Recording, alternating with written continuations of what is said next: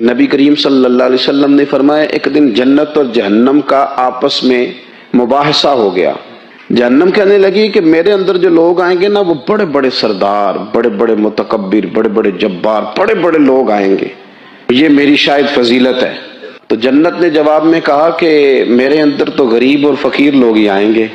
मेरे अंदर तो वो लोग आएंगे जो दुनिया में बज़ाहिर बड़े बड़े नहीं थे, फुकरा, मसाकीन, यतामा, ये अक्सर होंगे।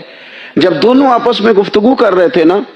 तो रसूल करीम सल्लल्लाहु ताला अलैहि वसल्लम फरमाते हैं, अल्लाह ताला ने फिर जन्नत से फरमाया, अल्लाह ने जन्नत से फरमाया कि तू मेरी रहमत है